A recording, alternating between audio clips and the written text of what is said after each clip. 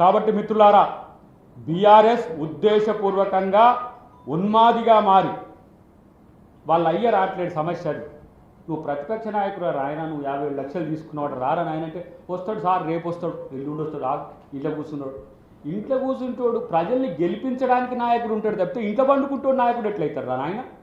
ఇది మీకేమైనా కనీసం అవగాహన ఉందా? కేటీఆర్కి ఏమో ఏం మాట్లాడదో తెలియదు, ఎవడు రాసి ఇన్ఫ్లుయెన్సర్లో ఎవరు రాసిస్తాడు, రాసిచ్చే వాటిని చూసి చదువుతాడట. అసలు వాళ్ళని రాసిచ్చేటోడైనా కరెక్ట్గా రాసిస్తుండా లేదా? కాబట్టి తస్మాత్ జాగ్రత్త కేటీఆర్.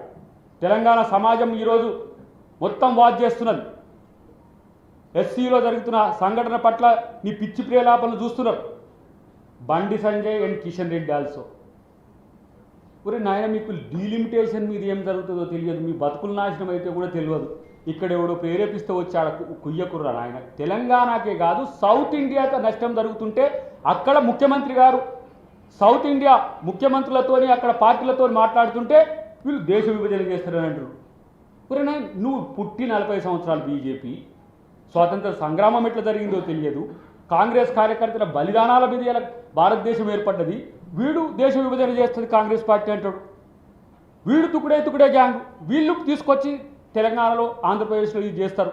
నేను అంటున్నా ఈరోజు ఆ స్టాండ్ మీద చంద్రబాబు చెప్పట్లేడు, పవన్ కళ్యాణ్ చెప్తలేడు, జగన్ చెప్తలేడు.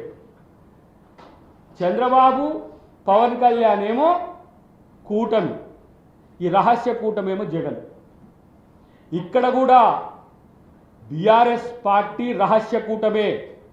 బీఆర్ఎస్ జగన్ ఇంకా బీజేపీ తొత్తులుగానే ఉన్నారు కాబట్టి వాళ్ళ స్టాండ్ సౌత్ ఇండియా మీద లేదు, తెలుగు రాష్ట్రాలకు జరుగుతున్న నష్టం లేదు. ఈ పరిస్థితి ఎందుకు వచ్చింది తెలుగు ప్రజలకు అనే విషయాన్ని కూడా ఈరోజు ఆలోచించాల్సిన అవసరం ఉంది. కేటీఆర్, బండి సంజయ్, కిషన్ రెడ్డి, మీకు నిజంగా హెచ్యూ భూముల మీదనో ఇంకో భూముల మీద దేని మీద అనుమానం ఉంటే ఆల్ పార్టీ మీటింగ్ కన్వీన్ చేయడానికి మీరు సిద్ధమైతే, మీరు వస్తా అంటే దాన్ని ముఖ్యమంత్రి గారు చేయడానికి సిద్ధంగా ఉన్నారు. ఫ్యాక్ట్ ఫైండింగ్ కమిటీలు ప్రొఫెసర్ అరగోపాలో లేకపోతే పౌర సమాజం నుంచి ఎవరేసినా దానికి సంబంధించిన అంశంలో సిద్ధంగా ప్రభుత్వం ఉంటుంది తప్పితే ఇలాంటి బట్టగాల్చి మీదేస్తే బట్టలు ఉడదీసుకొడతారనే విషయాన్ని గుర్తుపెట్టుకోండి. ఇష్టం వచ్చినట్టుగా ప్రచారం చేయొచ్చు. నాకు 2-3 టీవీలు ఉన్నాయి నా సొంతమి, నాకు 2-3 పేపర్లు ఉన్నాయని చెప్పేసి ముఖ్యమంత్రి గారి మీద రాసే ప్రకటనలు కావచ్చు, ప్రభుత్వం మీద చేసేవి కావచ్చు. మిమ్మల్ని నమ్మక రెండోసారి అధికారం ఇచ్చినాక మీరు తెలంగాణ ప్రజలను వంచారు, తెలంగాణ ప్రజల్ని ద్రోహం చేసింది. అప్పుడేమో గోంగూర పొంటికూర అని చెప్పేసి అప్పుడు ఆంధ్ర తెలంగాణ మధ్యన పెట్టి తెలుగు ప్రజల మధ్యన వైరుధ్యం సృష్టించినట్టే ఇలా బీఆర్ఎస్ లేకపోతే ఇతర పార్టీల మధ్యన సృష్టించాలని చూసే బీఆర్ఎస్ అయినా, దేశంలో మేమే ఈరోజు దేశానికి అని చెప్పుకుంటున్న బీజేపీ అయినా మీరు కనీసం బుద్ధితో రాజకీయాలు చేయడం తప్పితే బుద్ధి లేని పనులు చేయకని చెప్పి హితవు పలుకుతున్నా.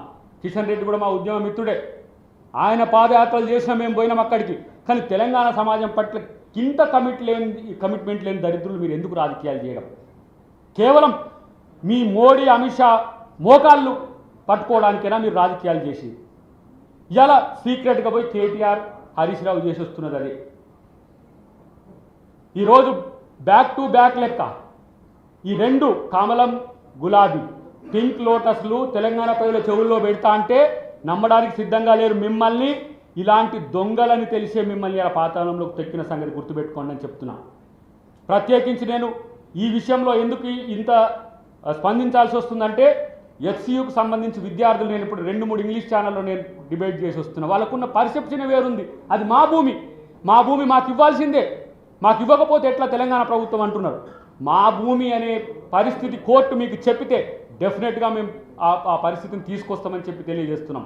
ఇక ఈరోజు వస్తున్న ఈ తీర్పులు 2 చూస్తే ఏది డిఫెక్షన్కి సంబంధించి సుప్రీంకోర్టును మించి, సుప్రీంకోర్టును దాటి అత్యున్నత న్యాయస్థానం అది, దాన్ని దాటి రాష్ట్ర ప్రభుత్వం కానీ కాంగ్రెస్ పార్టీ కానీ ఎప్పుడు కూడా డిఫర్ కావు. ఒకంత బాధ ఏంటంటే టీడీఎల్పీ మర్జ్ అయిన రోజు, సిఎల్పి మర్జ్ అయిన రోజు కూడా ఈ స్పందన ఉంటే బాగుండేది.